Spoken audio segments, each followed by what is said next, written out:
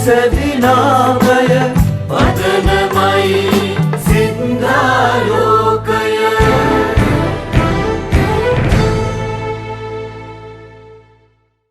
කැනිමඩල යට වෙසෙන සිය පවුල වෙත පමණක් නොව නිල් අහසයට වෙසෙන සියලු සත්වයන් උදෙසා සිය සේවය සැපය යුතු යන පුළුල් පරමාර්ථය සිරස දරන මෙම කුලවතා ආයුර්වේද වෛද්‍යවරයෙකු ලෙස සිය සේවාව ශ්‍රී ලාංකික ප්‍රජාව වෙත පමණක් නොව විදේශයන් කරාද යොමු කරමින් බෝ නොවන රෝග අතර ප්‍රචලිත රෝගයක් වන දියවැඩියාව රෝගය නිවාරණය උදෙසා ආයුර්වේද දෙපාර්තමේන්තුවේ යෝග සංග්‍රහ කමිටුවේ අනුමත කර සහතික කරන ලද සංයෝගයකට අනුව දීර්ඝායු නම් වූ ඖෂධීය පානය නිෂ්පාදනය කරනු ලබයි.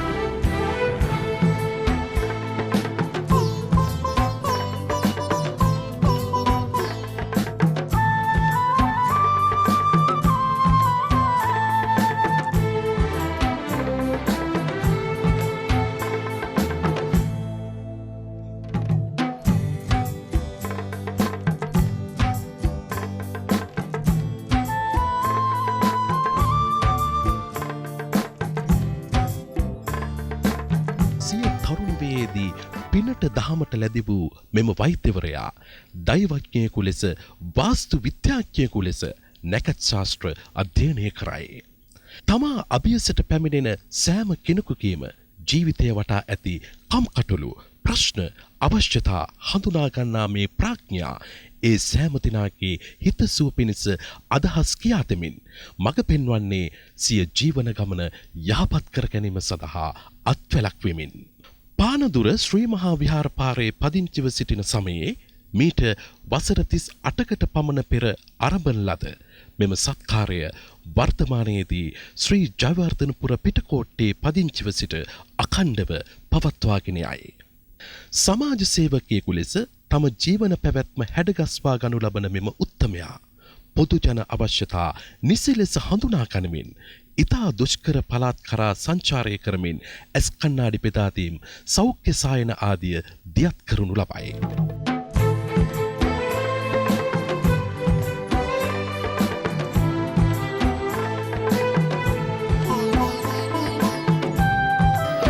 ආර්ථික දුෂ්කරතාවලින් පෙළෙන ජන කොටස් හඳුනාගෙන අත්තිඩිය සහනෝදා පදනම සමග අත්වැල් බැඳ ගනිමින් බීලි සලාක බෙදා දීම. අපි මෙවර සම්බුද්ධ ජයන්තිය සමරීම නිමිති කරගෙන සහනෝදා ව්‍යාපෘතිය අපි ආමිස පූජාවකට එහා ගිය ප්‍රතිමත්මේ පූජාවක් කිරීමට කරගත් තීරණය එහි ප්‍රතිඵලයක් වශයෙන් වසර ගණනාවක් මේ භූමිභාගයේ පැවැත්වුණු සමාධි ගීත හැන වෙනුවට අඩු ආදායම් ලාභී මේ පිරිස වෙනුවෙන් වියලි ආහාර 650ක පමණ දෙනෙකුට ප්‍රදානය කිරීමට දානමය අවස්ථාවක් හැටියට අපි අරමුණු කරගත්තා. අප රටේ ජ්‍යෙෂ්ඨ පුරවැසියන් වූ වැඩිහිටි ප්‍රජාව හඳුනා ගනිමින් කුල දෙටු අභිනන්දන පැවැත්වීම ආදියට මැදිහත් වේ.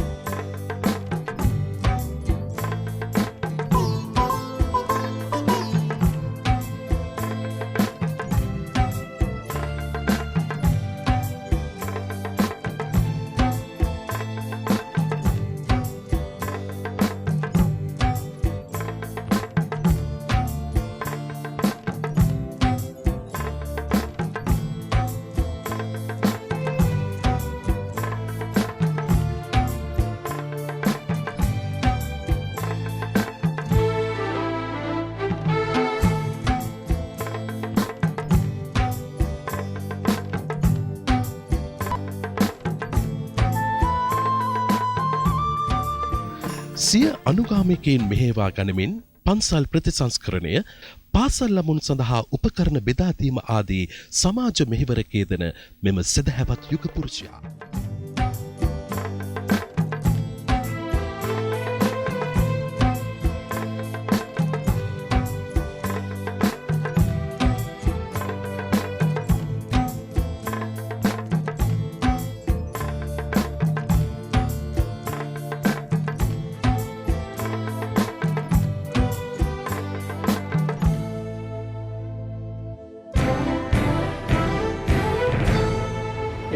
බුදුරජාණන් වහන්සේ නමක් හෝ අපි සිංසින් දුටුවා නම් ඒක පෑන් බඳුනක් පූජා කරා නම් ඒක දන්හල්ලක් බෙදුවා නම් ඒක බණසදයක් ඇසුවා නම් අපේ සසර ගමන මෙතෙක් දුරනොගොස් කෙටි වෙන්නේ. තම හිතයිශීන් පිනට යොමු කරවමින් අත්තිඩිය සහන උදය වැඩිහිටි නිවාසයේදී පොහොය 12 පුරාවට අටවිසි බුද්ධ පූජා පවත්වමින් වැඩිහිටි නිවාසවාසී උපාසක උපාසිකාවන් උදෙසා දානය පිරිනමමින් ඉටු කරනු ලබන්නේ මා හැඟි පුණ්‍ය කර්මයක්.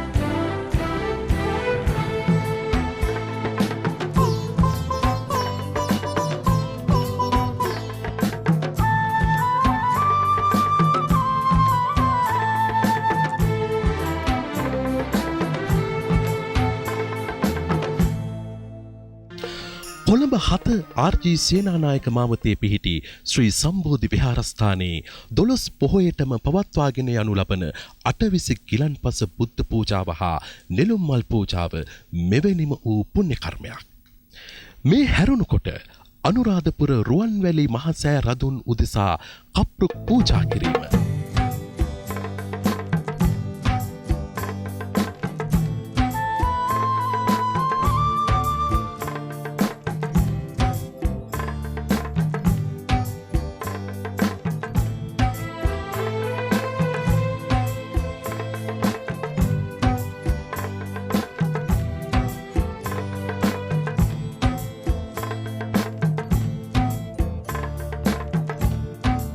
ජයශ්‍රීමා බෝසමිඳුන් උදෙසා රාජ්‍ය නායකයින්ගේ අනුග්‍රහයෙන් දෙවන රන්වැට ඉදිකිරීමට පුරෝගාමී වීම මහනුවර ශ්‍රී දන්ත ධාතුන් වන්දනා සහ බෙල්ලන්විල බෝධිරාජානන් උදෙසා නිරන්තර බෝධි පූජා පැවැත්වීමට පිරිස් කැටුව යාම මෙම ශාන්තුවරයාගේ අප්‍රතිහත ධෛර්යය මත ඉටු කෙරෙන වන්දනා කර්මයන් වේ.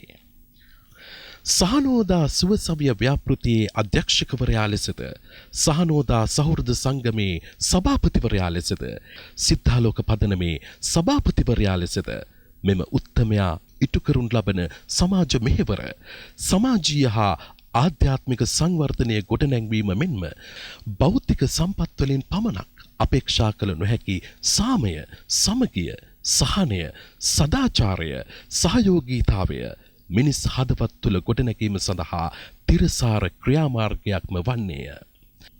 සමාජ සේවකයෙකු, වෛද්‍යවරයෙකු, සමාජයේ පෙරගමන් කරුවෙකු, සිල්වතික වූ මේ මාහැඟි මිනිසා කලාකරුවෙකුද වීම විශ්මය සංයෝජනයක් වන්නේය. මේ තරම් බන අහන මිනිසුන් අසාධාරණ ඇයි කියා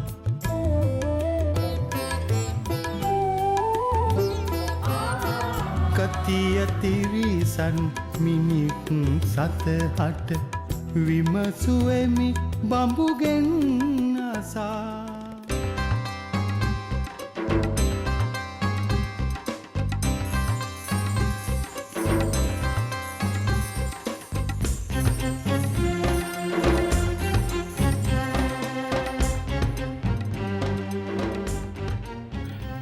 මොහු ගීත රචකයෙකු ලෙස සමාජගත කළ ගේය පද රචනා හුදු රසවින්දනය ඉක්මවා ගිය සමාජ සංවර්ධනයක් උදෙසා කරන ලද පද පෙළ ගැසීමක් ලෙස අගය කළ හැකිය. සිය රසිකත්වය තුළ කලාකාමී සිතුවිලි දැරීම නිසාම තමා සතු අදහස් කීමේ බලය උපයෝගී කරගනිමින් වේදිකා නාට්‍යකරුවන්, සිනමාකරුවන්, ටෙලිනාට්‍යකරුවන් බොහෝ දෙනෙකුට සිය නිර්මාණ එළිදක්වා ගැනීම සඳහා උපදේශනය සපයමින් කළ සේවාව අතිවිශිෂ්ටයි. මෙයින් නොනැවති ටෙලිනාට්‍ය නිෂ්පාදකවරයෙකු ලෙස නිර්මාණ කීපයක් සමාජගත කරනු ලැබුවේ හුදු ටෙලිනාට්‍ය රසවින්දනය ඉලක්කගත කොට නොව සමාජ සංවර්ධනයක් උදෙසා ටෙලිනාට්‍ය නරඹන්නා ආනන්දයෙන් ප්‍රඥාව කරා මෙහෙයවීමේ යහපත් අරමුණු පෙරදැරිවය. ජනතා ප්‍රසාදයට පත් වූ සක්විත්තෝ ඉසිවරුණ වැනි නිර්මාණ ඔහුගේ ටෙලි නිෂ්පාදන අතර විය. කලාවේ නියැලමින් කලා ශාස්ත්‍රයේ කලාකරුවන් සමග ඇතිකරගත් සම්බන්ධතාවය ඔහු භාවිතා කළේ නැවතත් සමාජයට මෙහෙවරක් කිරීම උදෙසා වීම විශ්වාසනීය වේ. මනුසත් දම් විඳ ලද සම්පත් විඳ සිත සුවපත් වේදෝ ගොනු පසු පස එන දැල්සක විලසින ලතැවුල ලුහු බැඳ නොම ඒදෝ ලුහු බැඳ නොම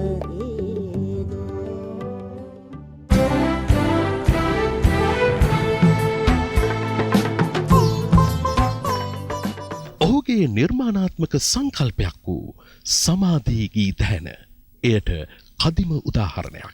විවිධ ආයතන සඳහා පුණ්‍යාධාර සපයා දීමට ආධාර දර්ශන ලෙස වේදිකා නාට්‍ය, සිනමා දර්ශන පැවැත්වීම ඔහු කලාවට ඉටු කරන ලබන අතරතුර නිත්‍ය කාලසටහනකට අනුව කරනු ලබන සිය බණ භාවනා, බැඳුම් පිඳුම්, පොතපත පරිහරණය සඳහා කාලය වෙන් කර ගනු ලබන මේ පින්වත් මානවයා හරසුන් සමාජ විල මත සුපිපි සියපතක්ම වන්නේය.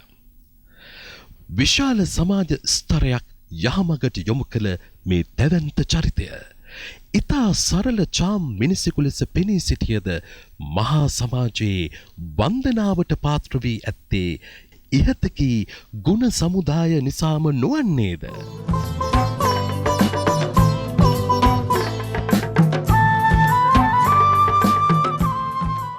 ආයුර්වේද වෛද්‍ය අසංක අබේවර්ධන විසින් පුරා 40 වසක් ඉටු කරනු ලැබූ සමාජ මෙහෙවර අගය කරනුවස් ශ්‍රී ලංකා රෝයල් පදනම මගින් පිරිනැමෙන ගෞරව නාමය වූ දේශබන්දු ජනරංජන නාමය පිරිනමන්නට අපි ඉතාමත් ගෞරවයෙන් ආරාධනා කරන සිටිනවා. ශ්‍රී ලංකා රෝයල් පදනමේ අධ්‍යක්ෂ ජනරාල් ජාත්‍යන්තර රූපලාවන්‍ය සම්මේලනයේ ගරු සභාපති එස් කාර්යවසම් මහතාට වේදිකාවට පැමිණෙන ලෙසට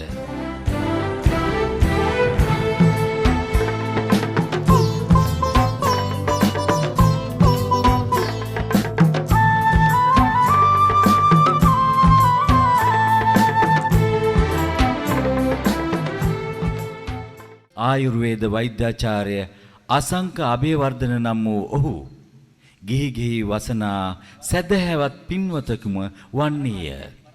සම්බුද්ධ දේශිත ධර්ම මාර්ගය ප්‍රායෝගික ජීවිතයට සමීප කරවනු වස් දස දහසකට අධික පිරිසක් පෙළගස්වන ලද පෙරගමන් කරුවා මඟ පෙන්වන්නා ඔහුම විය.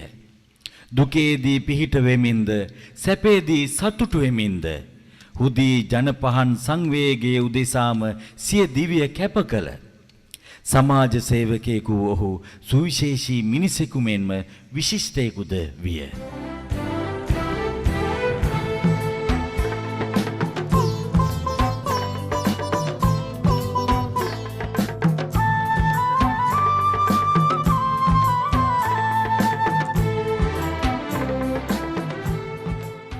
දේශබන්දු ජනරංජන ගෞරව නාමයෙන් සහ ධර්ම වෛද්‍ය කලා සමාජ සේවා විභූෂණ ගෞරව සම්මානයෙන් පුද ලබන ආයුර්වේද වෛද්‍යාචාර්ය අසංක අබේවර්ධන නම් වූ ඔහු ගිහි වසනා සැදැහැවත් පින්වතකුම වන්නේය.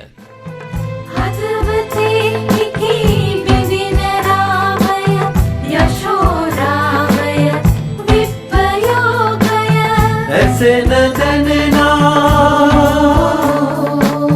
සුසදිනාමය පදනමයි සින්දාලෝකය